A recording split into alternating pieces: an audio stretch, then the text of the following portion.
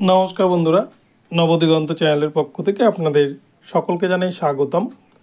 তো বন্ধুরা, আজকে সকালে গুড মর্নিং জানিয়ে আমি আবার একটি নতুন আপডেট আপনাদের জন্য নিয়ে উপস্থিত হয়েছি আমার নবদিগন্ত চ্যানেলে। তো আজকে আমি আপনাদের সাথে যে আপডেটটি শেয়ার করতে চলেছি সেটি হচ্ছে স্কুল সার্ভিস কমিশনের যে নিউমেরারি পোস্ট নিয়ে কলকাতা হাইকোর্টে এত তুলকালাম কাণ্ড, যার কারণেই কিন্তু মূলত পিটিশনারদের আইনজীবীরা এই নিউমেরারি পোস্ট ক্রিয়েশনের বিপক্ষে তারা কিন্তু মামলা লড়ে গিয়েছেন এবং এই নিউমেরারি পোস্ট নিয়েই কিন্তু এবারে নতুন একটি আপডেট উঠে এসছে যে নিউমেরারি পোস্ট যে তৈরি করা হয়েছিল এখানে কোন ক্যাটাগরিতে 25,753 যে চাকরি বাতিল করেছে সেই প্যানেলে যারা দুর্নীতির জন্য চাকরি পায়নি ওয়েটিং লিস্টেড ক্যান্ডিডেটরা তাদেরকে কোন ক্যাটাগরিতে কত ভ্যাকান্সি রাখা হয়েছে এই ভিডিওতে কিন্তু আপনাদের সাথে বিস্তারিত দেখাবো এবং এই নিউমেরারি পোস্ট কবে ক্রিয়েশন করা হয়েছে সেটাও কিন্তু দেখাবো। তো আপনারা সম্পূর্ণ ভিডিওটি স্কিপ না করে প্রথম থেকে শেষ পর্যন্ত দেখতে থাকুন। এই ভিডিওতে আপনারা বিস্তারিত তথ্য পেয়ে যাবেন, কিন্তু তার আগে বলে রাখি যারা প্রথমবার চ্যানেলটি ভিজিট করছেন আপনারা অবশ্যই চ্যানেলটিকে সাবস্ক্রাইব করে নেবেন এই ধরনের আপডেট সবার আগে সর্বপ্রথমে পাওয়ার জন্য। তো চলুন তাহলে আমরা আজকের এই আপডেটটি বিস্তারিত দেখে নিই। তো বন্ধুরা, আপনারা নিউমেরারি পোস্টের গল্পটা জানেন সকলেই যে কেন নিউমেরারি পোস্ট তৈরি করা হয়েছিল এবং এই নিউমেরারি পোস্টের আসল রহস্যটা কী ছিল সেটা আশা করি সকলেই জানেন। তো এই নিউমেরারি পোস্টের বিষয়ে কিন্তু সুপ্রিম কোর্টের প্রধান বিচারপতি ডিওয়াই চন্দ্রচূড় স্যার তিনিও প্রশ্ন করেছিলেন রাজ্যের এসএসসির আইনজীবীকে যে নিউমেরারি পোস্ট কেন তৈরি করা হলো, কার মদতে তৈরি করা হলো। অ্যাকচুয়ালি স্কুল সার্ভিস কমিশনের নিয়মে এই ধরনের কোনো নিয়মই নেই যে রাজ্য সরকার নিউমেরারি পোস্ট নিজের ইচ্ছা মতো তৈরি করতে পারে। এটা কিন্তু বিশেষ পরিস্থিতি বা জরুরি অবস্থাকালীন পর্যায়ে এটা কোর্ট যদি মনে করে সেক্ষেত্রে আদালত কিন্তু ক্রিয়েশন করতে পারে, কিন্তু এছাড়া রাজ্য সরকারের এই ক্ষমতা কিন্তু নেই, এটা স্বয়ং কোর্টই বলছেন।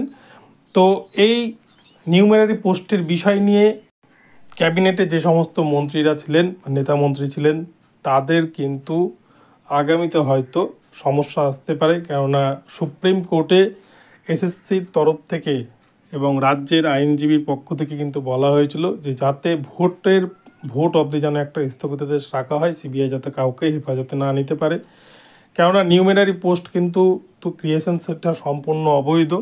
তো এই নিউমেরারি পোস্ট তৈরি করা হয়েছিল একটাই কারণে, যে দুর্নীতিকে আড়াল করা। কেননা নিয়োগ যে করা হয়েছিল 25,753 সেখানে বহু দুর্নীতি করে নিয়োগ করা হয়েছে, প্রচুর প্রথম থেকেই কিন্তু ওখানে পরিকল্পিত দুর্নীতি, যেটা সুপ্রিম কোর্টের প্রধান বিচারপতি বলেছেন। এবং সেই দুর্নীতিকে আড়াল করার জন্যই যখন ওয়েট লিস্টেড ক্যান্ডিডেটরা দীর্ঘদিন ধরে কলকাতার রাজপথে আন্দোলন করছিলেন, সেটা নিয়ে একটা সমাজ মাধ্যমে অন্যরকম প্রতিক্রিয়া পড়ছিল, রাজ্য সরকারের উপর চাপ বাড়ছিল, তারই পরিপ্রেক্ষিতে কিন্তু রাজ্য সরকার ক্যাবিনেটে একটি মন্ত্রিসভার বৈঠকে তারা একটি মিটিং পাস করে সেখানে বেশ কিছু ভ্যাকান্সি ক্রিয়েশন করে এবং সেই মোতাবেক তারা নিউমেরারি পোস্টকে ক্রিয়েট করে।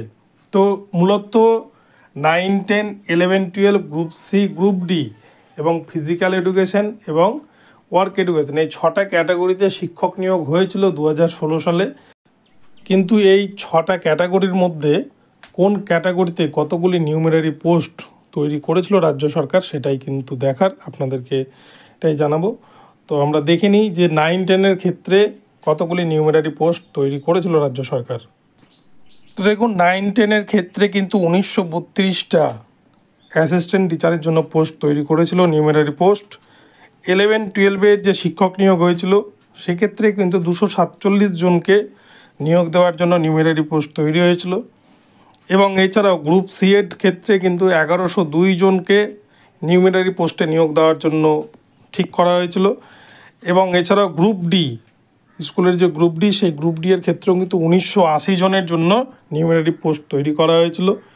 এবং এছাড়াও ওয়ার্ক এডুকেশন এবং ফিজিক্যাল এডুকেশন, যে ওয়ার্ক এডুকেশন ফিজিক্যাল এডুকেশনের চাকরিতেও কিন্তু প্রচুর দুর্নীতি হয়েছে বলে শোনা গিয়েছে এবং যেটাতে বর্তমানে কিন্তু সিবিআই তদন্ত করছে, সেটাতেও শুরু হয়েছে তদন্ত। তো এই ওয়ার্ক এডুকেশন এবং ফিজিক্যাল এডুকেশনও কিন্তু প্রায় 1600 মতো নিউমেরারি পোস্ট তৈরি করেছিল রাজ্য সরকার, যেখানে 750 দেখা গিয়েছে ওয়ার্ক এডুকেশন এবং 850 ফিজিক্যাল এডুকেশনের ক্ষেত্রে। তো এই টোটাল মিলিয়ে প্রায় 6,861টা কিন্তু নিউমেরারি পোস্ট তৈরি করেছিল রাজ্য সরকার। আর যে নিউমারারি পোস্ট তৈরি সম্পূর্ণ বেআইনি বলে ঘোষণা করেছে কলকাতা হাইকোর্ট এবং সুপ্রিম কোর্ট। আর পিটিশনারদের পক্ষ থেকে একটাই দাবি ছিল, পিটিশনারদের আইনজীবী বিকাশ রঞ্জন ভট্টাচার্য তিনি বিচারপতি দেবাংশু বসাকের এজলাসে মামলা চলাকালীন বারংবার একটি কথাই বলেছেন, যদি নিউমারারি পোস্টকে আদালত মান্যতা দেয় তাহলে কিন্তু সেক্ষেত্রে কোনো দিনই যারা দুর্নীতি করে চাকরি পেয়েছে সেটা কিন্তু বেরিয়ে আসবে না। রাজ্য সরকার যে আড়াল করতে চাইছে দুর্নীতিগ্রস্তদের, সেই বিষয়টা কিন্তু চাপা পড়ে যাবে এবং নিউমারারি পোস্টে নতুন ক্যান্ডিডেটরা যদি নিয়োগ পায়, ওয়েট লিস্টেড ক্যান্ডিডেটরা, তাহলে সেই জায়গাটায় কিন্তু কোনোদিনই আর দুর্নীতি ধরা পড়বে না।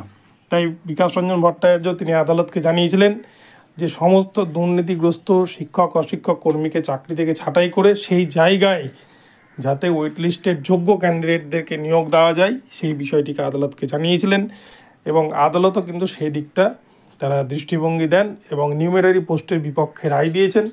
আর মূলত নিউমারারি পোস্টের কারণেই কিন্তু স্কুল সার্ভিস কমিশনের যে 25,753 পুরো প্যানেল, এই পুরো প্যানেলের উপরেই কিন্তু একটা আঘাত নেমে এসেছে বলা যেতে পারে।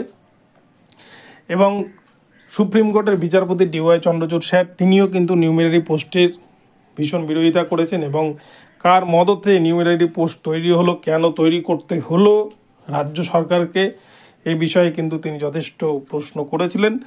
এবং আগামীতে এই মামলা 16 জুলাই যখন উঠতে চলেছে সুপ্রিম কোর্টে বিচারপতি DY চন্দ্রচূড় স্যারের বেঞ্চে, সেক্ষেত্রে কিন্তু কি হয় সেটাই দেখার।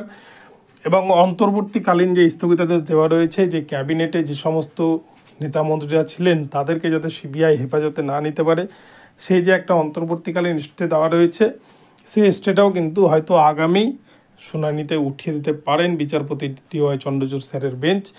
কেননা যেহেতু গোটা ভারতবর্ষ জুড়ে একটা লোকসভা ভোট পর্ব চলছে এবং এই ভোটের মধ্যে যদি কোনো নেতা মন্ত্রী আবার নতুন করে বিপাকে জড়িয়ে পড়ে বা CBI যদি হেফাজতে নিয়ে নেয়, তাহলে নতুন করে কিন্তু কনস্টিটিউশন ভেঙে যাওয়ার একটা সম্ভাবনা রয়েছে।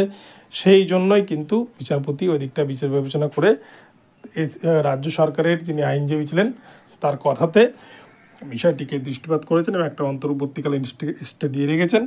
তো আগামীতে এই মামলা চূড়ান্ত শুনানিতে কিন্তু অনেক বিষয় হয়তো উঠে আসতে চলেছে এবং আগামী 16 জুলাই 2024 তারিখেই এই নিউমারারি পোস্টের সম্পূর্ণ রহস্য কীভাবে হলো, কোথায় হয়েছে, কত তারিখে এই মন্ত্রিসভার বৈঠকে ঠিক হয়েছে, কোন অর্ডারে পাস হয়েছে, সমস্ত কিছুই কিন্তু আগামীতে উঠতে চলেছে। তো নিউমারারি পোস্ট কিন্তু 2022 সালের মে মাসে ক্রিয়েশন করা হয় এবং মন্ত্রিসভার বৈঠকে ঠিক করা হয় যে তারা নিউমারারি পোস্ট নিয়োগ করে। তো বন্ধুরা, এখন এই পর্যন্ত রইল আপডেটটি, আপনাদেরকে আপডেটটি দিলাম। আপনাদের আপডেটটি কেমন লাগলো অবশ্যই কমেন্ট করে জানাবেন। ভিডিওটি ভালো লাগলে চ্যানেলটিকে সাবস্ক্রাইব করবেন এবং এই ধরনের আপডেট প্রতিনিয়ত সবার আগে সর্বপ্রথম পেতে আর চ্যানেলটিকে ফলো করতে থাকুন। ধন্যবাদ সকলকে, সকলে ভালো থাকবেন। পরবর্তীতে আবারও নতুন আপডেট নিয়ে আসবো। দেখা হচ্ছে পরবর্তী ভিডিওতে।